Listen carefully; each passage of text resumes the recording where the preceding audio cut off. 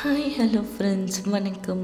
இன்றைக்கி Sunday lunch special vlog தான் பார்க்க போகிறீங்க. வாங்க பார்க்கலாம். நான் இன்றைக்கி என்ன பண்ண போகிறேன்னா, ப்ரான் பிரியாணி. இது எனக்கு நான் பண்ணதே இல்லை. இது வரைக்குமே நான் ட்ரை பண்ணதில்லை. இது வரைக்கும் எனக்கு பிரியாணினாலே ஒழுங்காக வராது. நான் தக்காளி சாதம், வெரைட்டி ரைஸ் எல்லாம் கூட எனக்கு டேஸ்ட்டாக வந்துடும். பட் ஆனால் எனக்கு இந்த பிரியாணி மட்டும் டேஸ்ட்டாகவே வரதில்லைங்க. இன்றைக்கி நான் அந்த ப்ரொசீஜர் காமிக்கிறேன். பிரியாணி டாப்பர் எல்லாம் எனக்கு கொஞ்சம் கமெண்ட் பண்ணுங்கள், கரெக்டாக பண்ணியிருக்கேனான்னு. இந்த ப்ரான் பிரியாணி தான் பண்ணலான்ட்டு. ஏன்னா இந்த ட்ரையே பண்ணதில்லை. ஏன்னா இது தொக்கு எல்லாம் ட்ரை பண்ணியிருக்கேன். இது வந்துட்டு ரப்பரிஷ் ஆகிடும்ன்ற ஒரு இதுவெல்லாம். அதுவும் இல்லாமல் இதை க்ளீன் பண்ணுற ப்ராசஸ் பெரிய ப்ராசஸ். இந்த நரம்பெல்லாம் எடுக்கிறது வேறு. அதை பண்ணுறதுக்கே ஒரு 1/2 அன் ஹவர் மேலே ஆகிடுது. ஓகே, அதை க்ளீன் பண்ணி ஒரு பக்கம் வச்சுட்டு, இந்த ஃபிஷ்ஷு மட்டும் இந்த 2 ஃபிஷ்ஷு வாங்கிட்டு வந்துக்கிறாங்க. அது குட்டி ஃபிஷ் தான் போல் இருக்குது, ஃப்ரை பண்ணுறதுக்கு மட்டும் என் பெரிய பொண்ணுக்கு. அதையும் எப்படி மிக்ஸ் பண்ணி வச்சிடலாம் அப்படின்னா, வெங்காயம் தக்காளி எல்லாம் கட் பண்ணுறதுக்குள்ள அப்படின்ட்டு கட் பண்ணுறேன். முடித்த பிறகு தான் மிக்ஸ் பண்ணேன். அதை அப்படியே வச்சுட்டு வந்துட்டேன். இந்த சின்ன வெங்காயம் கட் பண்ணுறது, ஈஸியாக கட் பண்ணுற டிப்ஸ் கொஞ்சம் செஞ்சு யாரன்னா சொல்லுங்கள். இந்த ஃபிஷ் ஃப்ரைக்கு இது மேலே இஞ்சி பூண்டு பேஸ்ட்டு, அப்புறமா ஃபிஷ் கறி மசாலா, மிளகாத்தூள், தயிர், உப்பு, இது மட்டும்தான். அட கடவுளே, இதை போட்டுட்ட பிறகு தாங்க யோசித்தேனே நான், என்னடா இது அப்படின்ட்டு. அரிசி மாவு இதெல்லாம் போட்டுட்டு அதுக்கப்புறம் யோசிக்கிறேன், ஐயோ தயிர் இது ஃபிஷ் மேலேயே போட்டுட்டேனேன்ட்டு எப்படி மிக்ஸ் பண்ண போகிறோன்னு. அதுக்கப்புறம் என்ன பண்ணேன், எல்லாத்தையும் சென்டராக தள்ளிவிட்டு அதுக்கப்புறம் மிக்ஸ் பண்ணேங்க. இது ரொம்ப, ஏன்னா முள்ளெல்லாம் நல்லா கையில் குத்திருச்சு வேறு. அதுக்கப்புறமா தான் நல்லா மிக்ஸ் பண்ணிவிட்டு ஃபிஷ் மேலே நல்லா ஸ்ப்ரெட் பண்ண ஆரம்பிச்சிட்டேன். ஓகே, இது ஸ்ப்ரெட் பண்ணிவிட்டு இது ஒரு ஓரமாக வச்சிடலாம். இது கொஞ்சம் நல்லா அப்சர்வ் பண்ணிட்டோம் இந்த ஃபிஷ் மசாலாவன்ட்டு. இப்போது நான் வந்துட்டு ஆனியன், வெங்காயம், இந்த பிரியாணிக்கு தேவையானது எல்லாமும் ரெடி பண்ணி வச்சுக்கிட்டேன். இப்போ நம்ம அந்த பிரியாணி தாளிக்க போகிறேன். இது எப்படி வருதுன்னு மட்டும் நீங்கள் எனக்கு கமெண்ட் பண்ணுங்கள். நான் எப்படி பண்ணாலும் எனக்கு இந்த பிரியாணி மட்டும் அந்த பிரியாணி டேஸ்ட் இருக்காது, இல்லைன்னா ஒரு ஸ்மெல் இருக்காது, தக்காளி சாதம் மாதிரியே வரும். அதனால் இன்றைக்கி நான் எண்ணெய், நெய், அதுக்கப்புறம் ஆல் கரம் மசாலா ஐட்டம்ஸ், பட்டை, லவங்கம், சோம்பு, ஏலக்காய், அன்னாச்சி பூ, அதுக்கப்புறம் கல்பாசி, பிரிஞ்சி இலை, இதெல்லாம் போட்டிருக்கேன். எப்பவுமே இதே மாதிரி தான் பண்ணுறேன். பட் ஆனால் சம்திங் எனக்கு மிஸ் ஆகிட்டே இருக்கும் எப்போவுமே. அது ஒரு மைனஸாக இருக்கும். அதுக்கப்புறம் நீளமாக கட் பண்ணி வச்சுருக்க வெங்காயம், பச்சை மிளகா தேவையான அளவுக்கு. வெங்காயம் நல்லா ப்ரௌன் ஆகிடுச்சு பாருங்கள். இந்த ஸ்டேஜில் இஞ்சி பூண்டு பேஸ்ட் ஆட் பண்ணியிருக்கேன். நீங்களும் இதே மாதிரி பண்ணீங்கன்னா ப்ளீஸ் கமெண்ட் பண்ணுங்கள், ஓகேங்களா? நான் இதெல்லாம் போட்டு நல்லா வதக்கிட்டேன். அந்த பச்சை வாசனை போகிற அளவுக்கு இந்த சின்ன வெங்காயம், பச்சை மிளகா, புதினா இதை மட்டும் நல்லா கொஞ்சம் கோர்ஸ் பேஸ்ட்டாக அரைச்சி போட்டிருக்கேன். இது ஃப்ளேவர் டேஸ்ட் எல்லாத்துக்கும் நினைக்கிறேன், அதனால் இதை சேர்த்துருக்கேன். அதுக்கப்புறமா தக்காளி தேவையான அளவுக்கு. நான் வந்துட்டு 1/2 kg வந்துச்சு. அது 1 kg எடுத்து 1/2 kg ஆயிடும்ல, அந்த மாதிரி. அதுக்கு தேவையான 3 தக்காளி, 3 மீடியம் சைஸ் தக்காளி, 3 வெங்காயம் எடுத்துருக்கேன். தக்காளி அதுக்கப்புறம் உப்பு போட்டு நல்லா வதக்கிடுங்க. நல்லா வதக்கணும். ஒரு கைப்பிடி அளவு கொத்தமல்லி, கைப்பிடி அளவு புதினா. இப்படி தான் நான் செய்கிறேங்க. பட் ஆனால் இது எப்படி வரும்னு எனக்கு தெரியல. என் தம்பி எல்லாம் வந்திருக்கான். என் பொண்ணு தான் இன்றைக்கி டேஸ்ட் பண்ணி எப்படி இருக்குதுன்னு சொல்ல போகிறாங்க, ஓகேங்களா? அது லாஸ்ட்டாக பார்க்கலாம். இப்போது நம்ம இந்த பிரியாணி பண்ணுறதை பார்க்கலாம். நல்லா வதங்கிட்ட பிறகு இந்த பிரியாணி மசாலா, நான் வந்துட்டு இன்றைக்கி கடையிலேருந்து பிரியாணி மசாலாவே வாங்கி போட்டாச்சு. நான் எது ட்ரை பண்ணாலும் ஒர்க் ஆகலன்ட்டு. அதுக்கப்புறம் பிரியாணி மசாலா, கரம் மசாலா, ஆல்மோஸ்ட் நான் சில்லி பவுடரும் கொஞ்சம் ஆட் பண்ணிட்டேன். அது வீடியோவில் வரல, ஓகே, ஏதோ நினச்சிக்காதீங்க. அதையும் நீங்கள் சேர்த்துக்கோங்க, காரத்துக்கு ஏற்ற மாதிரி நீங்கள் சேர்த்துக்கிறீங்க.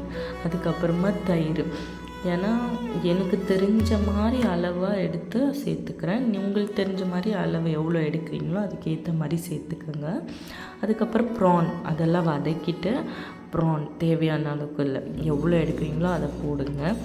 நான் வந்துட்டு ரைஸ் எல்லாம் இன்றைக்கி 2 கிளாஸ் அரிசி தான் ஊற வச்சுருக்கேன். பாஸ்மதி ரைஸில் தான் பண்ண போகிறேன். சீரக சம்பாலெல்லாம் பண்ணல. ஓகே, இந்த ப்ரான் ரொம்பவும் வதக்கக்கூடாது, ஏன்னா இது ரப்பரிஷ் ஆகிடும்ன்ற ஒரு பெரிய இது இருக்குது. எனக்கு பயம் அது. அந்த மாதிரி ஆயிடுச்சுன்னா நறுக்குன்னு இருக்கும், சாப்பிட முடியாது இல்லையா. ஒரு ஹாஃப் லெமன் ஸ்குவீஸ் பண்ணி விட்டுருக்கேன், பிழிஞ்சு விட்டுருக்கேன். அதையும் ஊற்றிட்டு அதுக்கப்புறமா நல்லா தேவையான அளவுக்கு தண்ணி, தேவையான அளவுக்கு உப்பு, காரம் இப்போவே டேஸ்ட் பண்ணிவிடுங்க. ஏன்னா நான் பச்சை மிளகாலாம் முதல்ல ஆட் பண்ணிட்டேன். இன்றைக்கி இது எப்படி வருதுன்னு தெரில. சரி, அது கொதிக்கிட்டோன்னிட்டு இந்த சைடு வந்து பார்க்கலாம் வாங்க அப்படின்ட்டு வந்துட்டேன். இந்த பக்கம் கொதிக்க வச்சுட்டு கொஞ்சம் கிச்சனும் க்ளீன் பண்ணுற வேலை அதையும் பண்ணினே இருந்தேன் ஒரு சைடு. அதுக்கப்புறம் இது கொதிச்சிச்சு. இந்த டைமில் நான் ரைஸும் ஊற வச்சு வாஷ் பண்ணி வச்சுருக்கேன், அந்த ரைஸும் ஆட் பண்ணிட்டேன். இதுக்கு தண்ணி வந்துட்டு நான் வந்துட்டு 1க்கு 1.5 எடுத்திருக்கேன். 1.5 1 தான் அளவு, அந்த மாதிரி தான் எடுத்திருக்கேன்.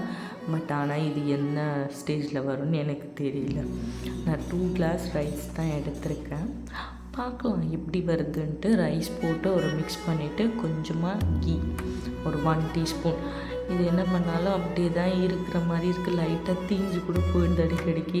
நம்ம மோஸ்ட்லி குக்கரில் பண்ணுறதுனால அப்படி இருக்கா என்னன்னு தெரியல. ஓகே, பார்க்கலாம், விசில் வரட்டும்ன்ட்டு. அதுக்கப்புறம் வந்துட்டு இந்த ரைத்தாக்கு ரெடி பண்ணிடலாம். எனக்கு கேரட் போட்டால் ரொம்ப பிடிக்கும். இந்த நீளமாக கட் பண்ணி வச்சுருக்கோம் ஆனியன், கேரட், அதுக்கப்புறமா கொத்தமல்லி. நான் பச்சை மிளகா போட மாட்டேன், ஏன்னா பசங்க சாப்பிட்றதுக்காக பெப்பர் போட்டுருவேன், கொஞ்சமாக பெப்பர்.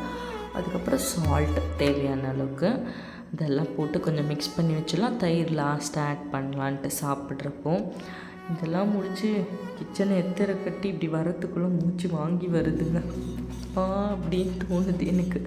ஓகே, இது வந்துட்டு விசிலெல்லாம் வந்துருச்சு. ஒரு சைடாக வச்சுட்டேன், அது ப்ரெஷர் டவுன் ஆகட்டும்ன்ட்டு. மீன்வைல் இந்த ஃபிஷ்ஷை நம்ம மசாலா போட்டு வச்சுருந்தோம் இல்லையா, அதையும் நம்ம ஃப்ரை பண்ணி எடுத்துடலாம் அப்படின்ட்டு அது தம் மாதிரி அப்படியே போட்டுட்டு 2 விசில் தான் விடுறேன் மீடியம் ஃப்ளேமில். அது எப்படி வந்திருக்குன்னு பார்க்கணும். மீன்வைல் இந்த மீனையும் போட்டு எடுத்துடலான்னு ஒரு பக்கம் என் குட்டி வாண்டையும் பார்க்கணும். இல்லைன்னா அவளை பற்றி தெரியும்ல, என்னென்னோ சீண்டிகிட்டே இருப்பான்.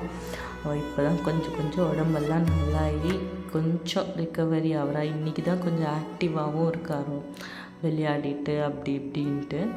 ஓகே, இந்த ஃபிஷ் ஃப்ரையும் வறுக்கிறப்போ இந்த கருவேப்பிலை ஃபஸ்ட் டைம் போட மறந்துட்டேன், 2வது ட்ரிப் போட்டுட்டேன். ஓகே, நல்லா தான் வந்துச்சு. இப்போ நம்ம தம்மை பிரித்தாச்சு. குக்கர்லேயே நான் தம் எடுக்கிறேன், ஏன்னா எனக்கு தம் போட தெரியறதில்ல, அவங்க தனியாக பண்ணால். அதனால் நான் குக்கர்லேயே ஆல்மோஸ்ட் எப்போவுமே பண்ணிடுறது. ஓகே, எடுக்கிறப்போ நல்லா தான் வருது. டேஸ்டெல்லாம் எப்படி இருக்குதுன்னு தெரியல, நீங்கள் கமெண்ட் பண்ணுங்கள். இந்த கன்சிஸ்டன்சி கரெக்டான்ட்டு. ஓகே, இதெல்லாம் மிக்ஸ் பண்ணல ரைத்தாக்கு. இதில் நம்ம தயிர் ஆட் பண்ணிக்கலாம் தேவையான அளவுக்கு. தயிரெல்லாம் ஆட் பண்ணி கொஞ்சம் கட்டியாகவே இருந்துச்சு, ஏன்னா கேரட்டெல்லாம் போட்டிருக்கோம்ல, அதனால. இப்போ நான் ஃபஸ்ட்டு என் தம்பிக்கு தான் சர்வ் பண்ணுவேன். அவன் நல்லா ரிவ்யூ கொடுப்பான், அவன் கரெக்ட். ஆனால் அவன் மோஸ்ட்லி எந்த ஐட்டம் நான் சமைச்சாலும் நல்லா இருக்குன்னுவான். அவன் ஆனால் எப்படி ரியாக்ட் பண்ணுறான்னு பார்க்கணும். இந்த தயிர் பச்சடி, ப்ரான் பிரியாணி வித் ஒரு ஃபிஷ் ஃப்ரை, அவ்வளோதான் இன்றைக்கி லன்ச்சு. இது என் பொண்ணு, அம்மா சீக்கிரம் போடுங்கம்மா அப்படின்ட்டு இருந்தா. ஸ்மெல்லெல்லாம் நல்லா இருந்துச்சு, பிரியாணி ஸ்மெல்னு. என் தம்பிக்கிட்ட கேட்டுன்னு இருக்கான், அவன் படம் பார்த்துட்டு இருந்தான். அதனால் அவன் சிரிக்கிறான், நல்லா இருக்குது திவி, எப்போவுமே நல்லா இருக்குது அப்படின்னு இருந்தான்.